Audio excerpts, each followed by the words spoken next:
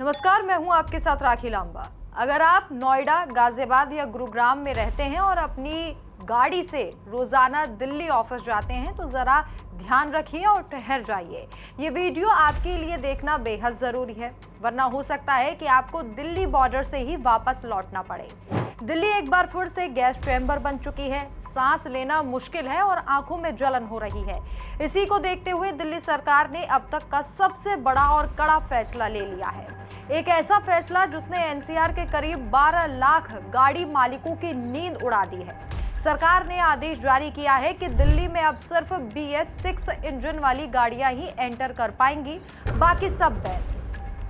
इतना ही नहीं, अगर आपके पास पॉल्यूशन सर्टिफिकेट यानी कि PUC नहीं है तो आपको पेट्रोल डीजल भी नहीं मिलेगा। दिल्ली सरकार के नए फैसले के बाद गुरुवार यानी कि 18 दिसंबर से एनसीआर की करीब 12 लाख गाड़ियों की दिल्ली में एंट्री बैन हो जाएगी। रूल क्लियर है, अगर आपकी गाड़ी BS6 स्टैंडर्ड वाली नहीं है तो आप दिल्ली की सीमा में प्रवेश नहीं कर सकते। इसमें वो सभी प्राइवेट गाड़ियां शामिल हैं जो गुरुग्राम, नोएडा, फरीदाबाद और गाजियाबाद से दिल्ली आती हैं। दिल्ली के अंदर जो दिल्ली के बाहर के व्हीकल आते हैं, BS6 से कम के कोई भी व्हीकल्स जो होंगे दिल्ली के अंदर, ध्यान से फिर से सुन लें, BS6 से कोई भी, पहले ट्रक तो बैन है, लेकिन प्राइवेट व्हीकल्स भी अगले ऑर्डर तक दिल्ली के अंदर किसी भी तरीके का बाहर से आने वाला व्हीकल BS6 से कम नहीं होना चाहिए। अगर BS6 से कम कोई भी व्हीकल होगा तो कल के दिन की छूट है, परसों से वो सारे व्हीकल्स को भी दिल्ली में सीज किया जाएगा। मैं इसको फिर से क्लैरिफाई कर दूं, दिल्ली के लोगों को साफ हवा देने के लिए हमारी सरकार वचनबद्ध है, इसलिए हमें कड़े कदम भी उठाने होंगे, तो और भी इसके आने वाले दिनों में और भी उठाए जाएंगे। अब जरा आंकड़ों पर भी नजर डालिए। एनसीआर में अभी भी BS6 मानक से नीचे की लाखों गाड़ियां दौड़ रही हैं। आंकड़ों के मुताबिक अकेले गुरुग्राम में ऐसी 2 लाख गाड़ियां हैं, नोएडा में करीब 4 लाख गाड़ियां हैं और गाजियाबाद में सबसे ज्यादा करीब 5.5 लाख गाड़ियां ऐसी हैं जो BS6 नहीं है। यानी कुल मिलाकर करीब 11 से 12 लाख गाड़ियां। गाड़ी बैन के साथ साथ दिल्ली सरकार ने आदेश दिया है कि बिना वैलिड PUC दिखाए किसी भी गाड़ी में पेट्रोल या डीजल नहीं भरा जाएगा। दिल्ली के हालात कितने खराब हैं, इसका अंदाजा आप CAQM के डेटा से लगा सकते हैं। सुप्रीम कोर्ट में दिए गए हलफनामे के मुताबिक मार्च 2025 तक यूपी में करीब 12,69,000 ऐसी गाड़ियां होंगी जो अपनी उम्र पूरी कर चुकी हैं। इनमें सबसे ज्यादा कबाड़ गाड़ियां नोएडा और गाजियाबाद में ही चल रही हैं, जो दिल्ली की हवा को खराब कर रही हैं। इसी को देखते हुए ग्रैप 4 लागू कर दिया गया है।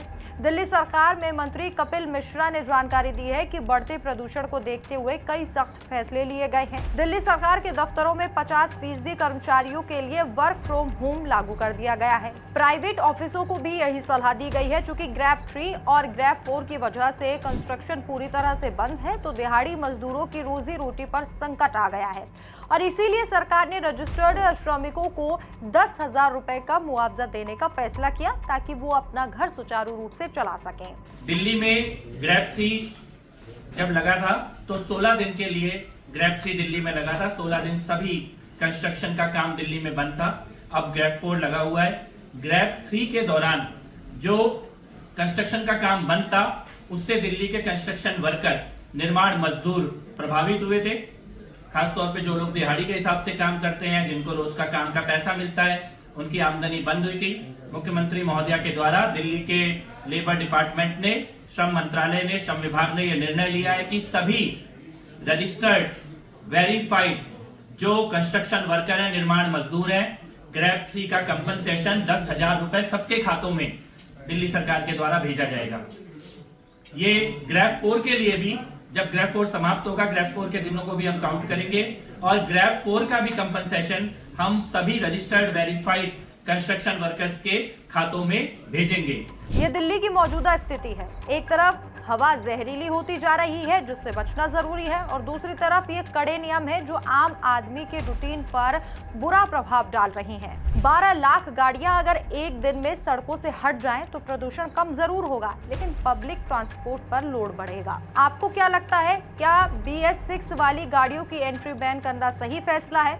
और क्या आप अपनी गाड़ी का PUC हमेशा साथ रखते हैं? आप अपनी राय और अपना एक्सपीरियंस हमें कमेंट बॉक्स में जरूर बताएं। अपने दोस्तों और रिश्तेदारों के साथ ये वीडियो जरूर शेयर करें। डिटेल न्यूज इंडिया को सब्सक्राइब जरूर करें। धन्यवाद।